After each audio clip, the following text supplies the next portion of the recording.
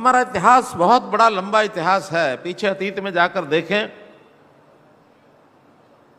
तो इस देश के इतिहास में समाज भी अलग अलग प्रकार से और उसका रहन सहन हमको देखने को मिलता है। उनका मार्गदर्शन करने के लिए संत समाज की भी अपनी भूमिका रही है। और कहीं कहीं ऐसा भी आता है कि हमने दुश्मन आक्रांता जो थे, जो इस देश के ऊपर बहुत समय तक राज करते करते हमको जिन्होंने दबा के रखा था, हमारे ऊपर अत्याचार होते थे, ऐसा एक अपना इतिहास है। धीरे धीरे संघर्ष करते करते देश आजाद हुआ। 1947 में देश आजाद हुआ। कई सरकारें आई, कई गई। और मैं जिस बात की ओर उल्लेख करना चाह रहा हूं, वो जब देश के प्रधानमंत्री नरेंद्र मोदी जी बने नहीं थे, उसके कुछ समय के पहले उनसे कुछ लोगों ने पूछा कि अब देश के आप प्रधानमंत्री तो बहुत जल्दी बनने वाले हैं, 1 आध साल के अंदर बन जाएंगे, वातावरण ऐसा बन गया था। उनसे पूछा गया कि जब आप प्रधानमंत्री बनेंगे तो आपकी प्राथमिकताएं क्या होंगी। अब हम सब जानते हैं सरकार चाहे प्रधानमंत्री हो, मुख्यमंत्री हो, मंत्री हो, सांसद, विधायक, जो एक सामान्य चलता आता है कि जो जनता की अपेक्षा, लोगों की अपेक्षा होती है, वो आएंगे, विकास करेंगे, हमारे यहाँ सड़कें बनेंगी, स्कूल बनेंगे, गलियां नालियां बनेंगी, तालाब बनेंगे, हमारे अस्पताल बनेंगे, हमारे कोई कारखाने लगेंगे, नौकरियां होंगी, जहाज बनेंगे, रेलवे लाइन बनेगी। सब ये विकास की बातें सामने आती हैं। लेकिन मोदी जी ने इन सब बातों का उत्तर उस समय ऐसे नहीं दिया। दे सकते थे जवाब कि मैं आऊंगा तो इतने बड़े बड़े कारखाने ये खुल जाएंगे, कोई बड़ा उद्योग लग जाएगा, कोई हम निवेश ले आएंगे, कुछ भी कह सकते थे। लेकिन उन्होंने कहा, देखिए मेरी जो कौम है, मोदी जी की कौम, कोई जाति के नाते से नहीं कहा उन्होंने। उनकी कौम कौन सी? उनकी कौम है ये जो राजनीतिक नेता हैं। ये वास्तव में उन्होंने उस तरफ इशारा किया कि जो मेरी बिरादरी है, उन्होंने कौम नहीं, बिरादरी शब्द उपयोग किया था।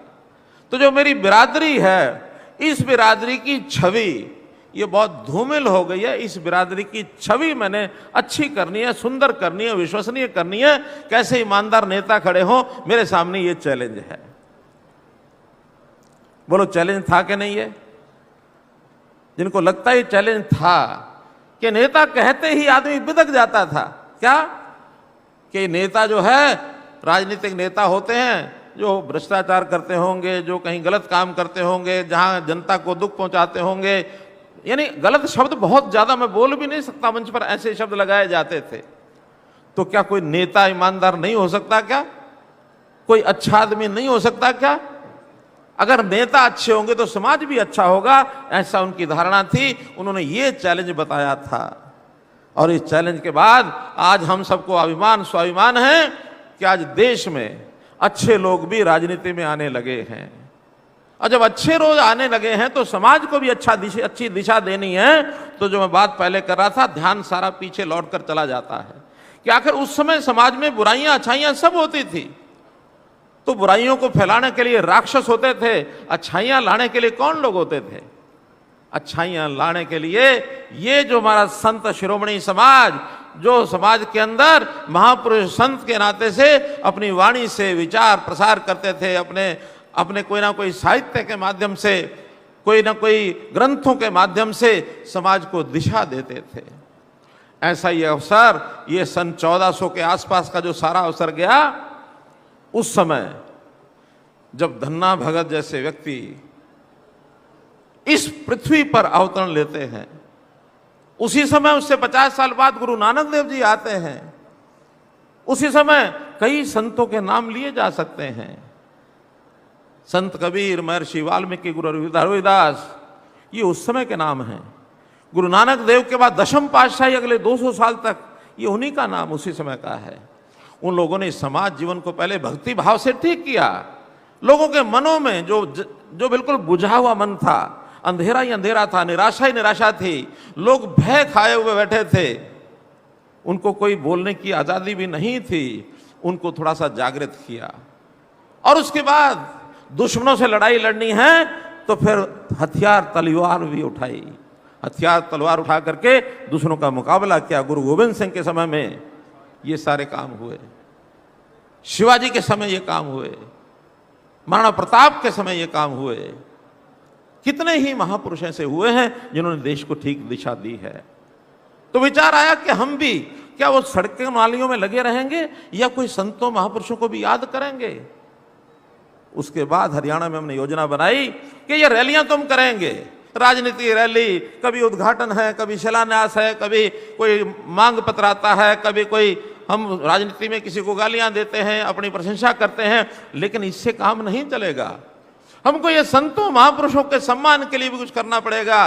और तब हमने हरियाणा में योजना बनाई कि संत समाज के विचार प्रसार की योजना, उनके सम्मान की योजना, इसमें जितने भी संत हुए उनकी जयंतियां मनाएंगे। हमने गुरु रविदास जी की जयंती बनाई, भगत कबीर जी की जयंती बनाई, भगवान परशुराम जी की जयंती बनाई, हमने महर्षि कश्यप की जयंती मनाई, गुरु तेग बहादुर जी की, गुरु गोविंद सिंह जी की, कितने ही संतों की मनाई। कुरुक्षेत्र के अंदर जाट धर्मशाला में एक कार्यक्रम में गया, वहां के कुछ लोगों ने कहा कि हमारे यहाँ एक धन्ना भगत का स्कूल उनकी स्मृति में चलता है। जब उसकी स्मृति में एक स्कूल चलता है तो धन्ना भगत किसी ने नाम नहीं सुना। बहुत ऐसा नाम बहुत किसी किसी को पता होता है, कहीं कहीं लोग जानते हैं। सुना हमने कि धन्ना भगत जी की वाणी के 3 श्लोक गुरु ग्रंथ साहब जी में आते हैं। धन्ना भगत जी कौन हुए? अध्ययन किया, और अध्ययन किया तो ध्यान में आया कि देश में एक ऐसा संत जिसके बारे में कोई जानता नहीं है, उनकी शिक्षाओं का प्रचार प्रसार क्यों नहीं करना चाहिए। कुरुक्षेत्र में मैंने 3 महीने पहले घोषणा की थी कि कैथल जिले में धन्ना भगत जयंती अप्रैल में आएगी, ये हम सरकारी तौर पर हम मनाएंगे मित्रों, हम मनाएंगे।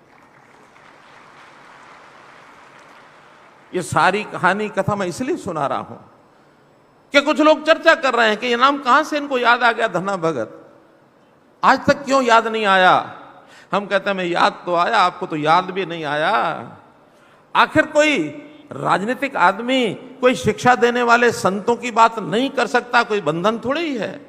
हमको समाज को भी ठीक करना है, हमें समाज का विकास भी करना है, समाज की आवश्यकताओं को भी पूरा करना है। हम शिक्षा की बात भी सोचेंगे, हम स्वास्थ्य की बात भी सोचेंगे, हम सुरक्षा की बात भी सोचेंगे, हम स्वावलंबन की बात भी सोचेंगे, हम स्वाभिमान की बात भी सोचेंगे, हम सुशासन की बात सोचेंगे, लेकिन साथ में संतों की बात सोचेंगे मित्रों, जरूर सोचेंगे, जरूर सोचेंगे संतों की बात। उन संतों की वाणी, उसकी लगन सबको लगे, ताकि जीवन हमारा स्वच्छ बने, सदाचारी बने। आज होड़ लगी है, ये इनके इन प्रकार कैसे भी सब सीमाएं तोड़ करके और आदमी कैसे अपना घर भर ले। भ्रष्टाचार की सीमाएं नहीं रही थी, इनको रोकने के लिए सरकार के पास कानून नाम की एक व्यवस्था होती है, हम रोक सकते हैं कानून से, लेकिन कानून से लंबे समय तक चीजें नहीं रुकती हैं। आखिर लोगों को जागृत करना पड़ेगा। क्या लोगों को जागृत करना पड़ेगा कि भाई जो आपसे गरीब है उसकी सेवा करो, जो पिछड़ गया उसकी सेवा करो। सरकार भी वैसे काम कर रही है। लोगों को कहो कि गलत बात की हामी न भरें, उस पर ठीक काम करें, कुरीतियां उसके खिलाफ लड़ाई लड़ो। हमने शुरू किया। मोदी जी आए, हरियाणा में कहा कि हरियाणा प्रदेश का नाम बदनाम है, बेटियों को मारने वाला प्रदेश ये माना जाता है, क्या आप बेटी बचाओ बेटी पढ़ाओ अभियान चला सकते हैं? हमने कहा हम चला सकते हैं। हमने बेटी बढ़ाओ बेटी पढ़ाओ बेटी बचाओ का अभियान चलाया। 2014 में ये जेंडर रेशो जो 851 थी, आज प्रसन्नता है मुझे बताते हुए वो 851 से बढ़कर के 923 हो गई मित्रों, 923 हो गई है। 2000 लड़के लड़कियों के ऊपर अभी 72 लड़कियां वो कोख से मरने में बचती हैं, उनको जीवन मिलता है। समाज की बहुत बुराई जो आने वाली बुराई, उस कलंक से हम बचने की ओर आगे बढ़ गए, हम बच जाएंगे। और मुझे खुशी है इस बात में, ग्रामीण क्षेत्र की जनता ने, महिलाओं ने संकल्प लिया कि बेटों के नाम से कुआं पूजती थी, बेटियों के नाम से भी कुआं पूजना शुरू किया। हमारी माताओं बहनों ने बेटी के नाम से भी कुआं पूजना शुरू किया। ताई धापो उसका एक बड़ा स्वरूप बना करके सारे गांव में लोगों ने कहा कि ताई धापो ये अच्छा काम कर रही है, हम भी ताई धापो बनेंगी। मुझे आनंद है इस बात का आपको बताते हुए कि जो खापें हैं हमारी, जिन खापों को इंग्लिश मीडिया ने बदनाम किया, उन खापों ने सहायता की और बेटी बचाओ बेटी पढ़ाओ में बहुत बड़ी जागृति पैदा की, बहुत बड़ी जागृति पैदा की। हमने महिला शिक्षा की तरफ ध्यान दिया। महिलाओं के कॉलेज, 42 महिलाओं के कॉलेज अभी तक पिछले 8 साल में, वैसे तो हमने 71 नए कॉलेज खोले हैं, लेकिन 42 केवल महिलाओं के कॉलेज खोले कि महिलाओं की शिक्षा इसको हम आगे बढ़ा सकें। आज भी बहुत सी समस्याएं समाज में हैं। नशे की समस्या बहुत बड़ी समस्या है। धन्ना भगत जी, जो उनकी वाणी में जो कुछ बातें हमने पढ़ी हैं, वो समाज सुधार में, एक तो वो कहते थे कोई गरीब है, कोई भूखा है, खाली पेट है, उसकी भूख का हमको कोई ना कोई उसके मिटाने के लिए प्रयत्न करना चाहिए, हमें दानी बनना चाहिए। और उनके जीवन की तो एक कथा आती है कि वो इतने भक्ति भाव में लीन थे प्रभु कृष्ण जी की भक्ति में कि कभी कोई भूखा आ गया, संत आ गया, साधु आ गया, अपने घर से अनाज उठा करके उनको दे देते थे, किसी को भूखा नहीं जाने देते थे। घर में कुछ अपने लिए बचे ना बचे, बल्कि पिताजी उनके बहुत एक बार गुस्सा हो गए कि तुम जो कुछ मैं लेके आता हूं, कमा के लाता हूं, तुम संतों को बांट देते हो। जाओ, तुम घर नहीं बैठोगे, तुम खेत में जाके काम करोगे। ये अनाज उठाओ, गाड़ी में रखो, बीज ले जा करके और अपनी खेती में जाके बुआई करो। चल पड़े धन्ना जी। धन्ना जी रास्ते में जाते जाते बैलगाड़ी पर अपना बीज रख के जा रहे थे। सामने कुछ साधुओं का टोला आ रहा था। उन्होंने गाड़ी वाले को रोका कि भाई बताओ धन्ना का घर कहाँ है। उनका बोलो महाराज क्या काम है धन्ना से? कि नहीं, धन्ना जी के घर में जाकर के हमको भूख लगी, हम खाना खाएंगे। कहले कि धन्ना तो मैं हूं, कि तुम कहाँ जा रहे हो, तुम घर चलो और खाना खिलाओ। कि नहीं, घर तो मैं नहीं जाऊंगा, अभी मेरे पास ये जो बीज का अनाज है, चलो इसको लेकर के चलते हैं, इसको पिसवा के लाते हैं और बैठ के खाना बना के रात को आपको खाना सबको शाम को मिलेगा। बीज भूल गए बोना, और वो बीज जो है अनाज पिसा करके उन भक्तों, उन संतों को, साधुओं को जाके खाना खिला दिया। अब खाना खिला दिया, बीज खत्म हो गया, वही करके आनी है। वही रात को बाहर सो गए। अगले दिन सुबह लोगों को दिखाने के लिए, पिताजी की डांट ना पड़े, हल चलाना शुरू किया। रेत का टोकरा भर के और बीज की जगह रेत को डाल करके, और ऐसा दिखाया जैसे मैं बुआई कर रहा हूं, और खेत में रेत बो के आ गए। शाम को पिताजी ने पूछा कि बुआई करा है? कि हाँ, मैं खेत में बो आया हूं सब कुछ। क्या बो के आया हूं? नहीं बताया। कि बीज नहीं, रेत बोया है। कैसे बताएं, क्योंकि रेत बोया था, झूठ तो बोलना था। बो दिया है, बो करके आ गया हूं। मस्त हो गए, ये भी मस्त, पिताजी मस्त, बाकी सब मस्त। कुछ दिन के बाद गांव के लोगों ने धन्ना जी के पिताजी को कहा कि इस बार तुम्हारी फसल बहुत बढ़िया है। कहने बढ़िया कैसे? जो ऐसे होती है वैसे इस बार? रखने नहीं, इस बार तो बहुत अच्छा उस पर फल लगा है, बहुत अच्छे उसमें बीज हैं, बहुत अच्छा ये है। प्रशंसा की खूब। धन्ना भगत मनी मन मुस्कुरा भी रहे थे, परेशान भी हो रहे थे कि बीज तो बोया नहीं, रेत बोया है, कैसे फसल हो गई। जा करके उसने भी देखा तो लहलहाती फसल। रेत बोया हो भले ही, लेकिन कृपा भगवान की कि जिन संतों की सेवा की थी उसमें से उनको प्रताप हुआ और उस खेत के अंदर बिना बीज के भी फसल हुई। ये है धन्ना भगत की कहानी। ये है धन्ना भगत की कहानी। कितनी महान आत्मा रहे होंगे, कैसे लीन भक्ति में हो गए। मैं उनकी बात को इसलिए जोड़ रहा हूं। आज भी क्या समाज में ये धारणा नहीं बननी चाहिए कि गरीब की सेवा करो? हमने हरियाणा में गरीब परिवारों के सबकी सेवा करने के लिए परिवार पहचान बनाया। हमने कहा जो कम आय वाले परिवार हैं उनके घर में अन्न पहुंचना चाहिए। जो पहले राशन कार्ड बने हुए थे उसमें 12.5 लाख पिछले 3 महीने पहले नए राशन कार्ड जोड़े हैं, उनको दिए हैं। एक साथ 12.5 लाख कार्ड, ताकि अन्न सबको पहुंचे, कोई भूखा न रहे, किसी के परिवार का कोई व्यक्ति बीमार न रहे। बीमार हुआ तो उसका इलाज कराने के लिए घर पर बोझ ना पड़े। प्रधानमंत्री जी ने आयुष्मान भारत ये योजना चलाई, 5 लाख रुपए हर परिवार की सहायता। ये परिवार भी 15.5 लाख थे जब मोदी जी ने लिस्ट निकाली। हमें लगा ये भी कम है, हमारे और इसको आगे बढ़ाना चाहिए, और 13.5 लाख प्रदेश सरकार की ओर से जोड़ करके आयुष्मान भारत चिरायु हरियाणा 29 लाख कार्ड हमने किए। भाइयों बहनों, मैं इसलिए गिरा रहा हूं, ये सरकार आपकी वो सारे काम जो संतों ने बता रखे हैं, जो सीधे सत्य के मार्ग पर चलने वाले हैं, उन कामों में हमारा विश्वास है, उस नाते से हम कर रहे हैं। हमारी आलोचना भी बहुत होती है, बहुत आलोचना होती है, हमारे विपक्षी लोग करते हैं, हमें कोई चिंता नहीं है। हमारे जिम्मे सेवा का काम लगा है। राजनीति में आकर के सेवा करना ये हमारा धर्म है, कभी कोई करता नहीं था। और एक नई बीमारी समाज के अंदर जो चली है उसके प्रति भी आगाह करूंगा। पिछले 8 साल से देख रहा हूं मैं, ये राजनीतिक लोग समाज को जातियों में बांटते हैं कि जातियों में बांट करके ये जाति मेरी, ये तुम्हारी, ये इसकी, ये उसकी, इस प्रकार से चलते रहे हैं। हमने 2014 में संकल्प लिया था भाइयों बहनों कि हरियाणा हरियाणवी एक होकर के बनेगा। हरियाणा एक, हरियाणवी एक, जाति पाति से ऊपर उठेंगे। ये संतों की भी जाति पातियां तो थी ही सही, ऐसा नहीं कि नहीं थी, लेकिन कभी भी किसी संत ने किसी एक जाति का संत होकर के कभी भी चाल चलन नहीं किया। उनका व्यवहार सारे समाज को मानवता लेकर के चलता रहा। भगत कबीर, उनका एक दोहा हमने सुना है, कबीरा खड़े बाजार में, क्या है आगे, कबीरा खड़ा बाजार में सबकी मांगे खैर, ना काऊ से दोस्ती ना काऊ से बैर। अब थे तो वो भी किसी एक समाज से पैदा हुए, लेकिन उन्होंने कभी भी, और मैं तो इतना प्रभावित हुआ इस वाणी से, मैंने जब भगत कबीर की जयंती पर गया था, मैंने उसी दिन घोषणा की कि मेरे घर का नाम भगत कबीर कुटीर रहेगा, और उसी दिन बोर्ड लग गया था भगत कबीर कुटीर का, उसी दिन का। संत धन्ना भगत हुए होंगे किसी जाति के अंदर पैदा, लेकिन जाति के संत नहीं हैं, वो सारे समाज के संत हैं। उन्होंने भी गुरुवाणी में जो कुछ लिखा है, उस गुरुवाणी में लिखा हुआ मैं आपको पढ़ के अगर सुनाऊं तो आपको ध्यान में आएगा। गुरु ग्रंथ साहब जी ने लिखा है, जोत समाई समाणी जाके अछली प्रभु पहचानया। उनका जिसके जीवन में प्रकाश होता है उसी को प्रभु की पहचान हो जाती है, जिसके जीवन में प्रकाश होता है उसी को प्रभु की पहचान हो जाती है।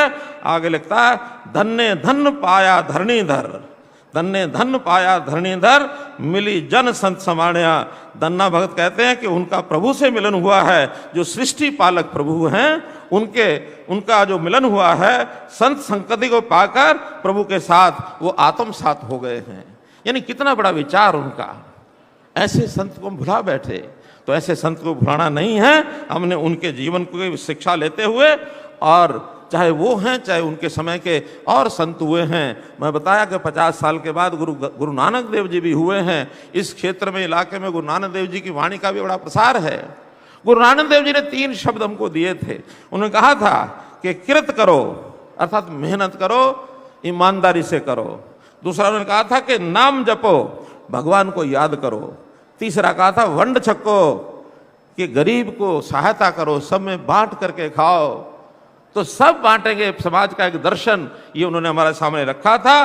तो ऐसा करते करते मेरा तो यही कहना है कि संतों की इन वाणी को याद करते हुए मैं तो धन्ना भगत जी के नाम को, उनकी यादगार अमर बनी रहे, इसके लिए कुछ बातें जरूर आपको कहना चाहूंगा। एक तो कहीं ना कहीं हमारी जो पाठ्य पुस्तकें हैं, संतों का जहां उल्लेख होगा वहां धन्ना भगत जी के नाम का भी उल्लेख जरूर कराएंगे, ताकि उनको हम याद रखें। अभी पीछे धन्ना भगत स्कूल में मैं गया था, उन्होंने कुछ मांग पत्र रखा था, छोटी छोटी मांगे थी, बल्कि मुझे कष्ट भी हुआ इस बात का, जिस स्कूल में धन्ना भगत में बच्चे पढ़ते हैं, मैंने कहा भी उन बच्चों को पूछा कि आप धन्ना भगत जी के बारे में क्या जानते हो, एक भी हाथ खड़ा नहीं हुआ।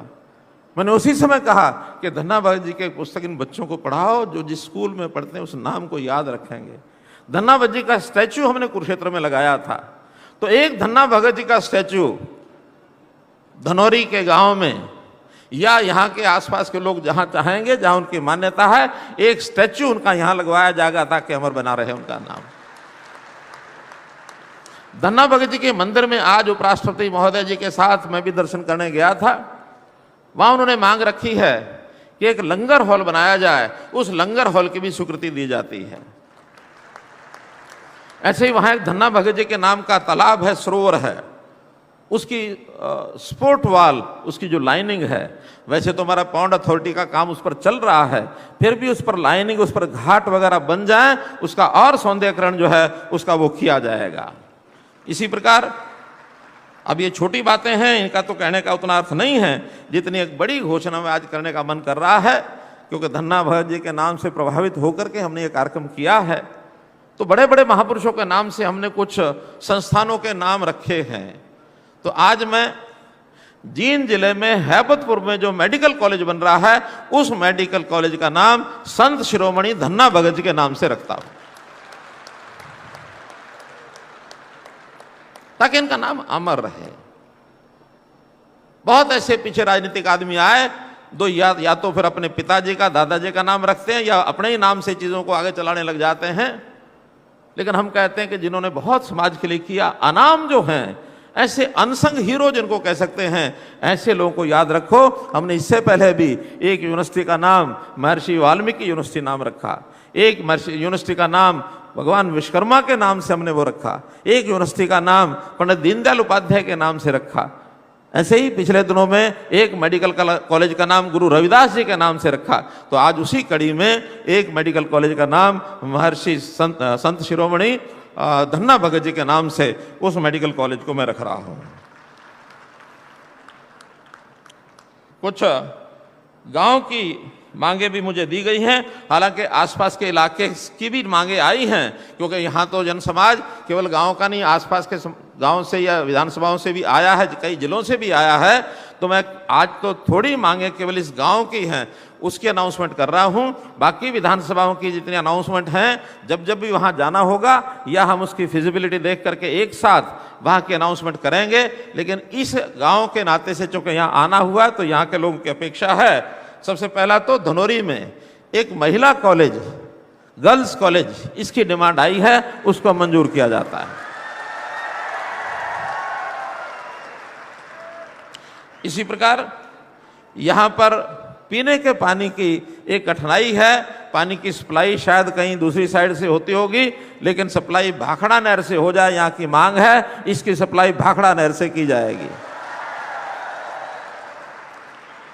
इस गांव में सीवरेज और गंदा पानी की निकासी, इस काम को भी, क्योंकि महाग्राम है, इसलिए यहाँ का सीवरेज और पानी की निकासी की व्यवस्था ये भी की जाएगी। यहाँ की गांव में एक कम्युनिटी हॉल और एक लाइब्रेरी हॉल, ये दोनों भी मंजूर किए जाते हैं।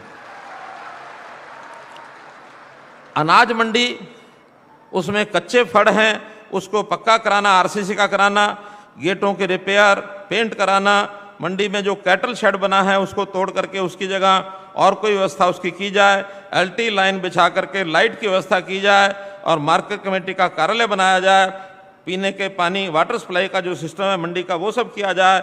इसके लिए 7 करोड़ रुपया मंजूर किया जाता है। यहाँ की जो गौशाला जिसकी चर्चा हुई है, वैसे तो गौशालाओं का हम सभी गौशालाओं में ये व्यवस्था करने वाले हैं। 1-2 दिन में हमने इस बार गौशालाओं का बजट वो काफ़ी बढ़ाया है। पहले 40 करोड़ रुपया बजट होता था, इस बार उसको 400 करोड़ किया है। कुछ नई गौशालाएं बनाई जाएं, इसके लिए हम उनके लिए अनुदान उनको देंगे, ताकि जो सड़कों पर घूमने वाला पशुधन है, बेसहारा पशुधन, इनके लिए नई गौशालाओं बनाने के लिए हमने अनुदान देने की बात की है। लेकिन चलती हुई गौशालाओं में भी थोड़ा बहुत योगदान, जैसे जनता तो खूब करती है, लेकिन हम भी अपनी ओर से थोड़ा थोड़ा योगदान, ताकि गौशाला में चारा आदि खरीदने का काम वो कर सकें। यहाँ की जो गौशाला है, बाकी अनुदान तो आएंगे, लेकिन आज केवल इस कार्यक्रम में आने पर इन्होंने याद कराया है, तो 21 लाख रुपया उस गौशाला के लिए भी देके जा रहा हूँ।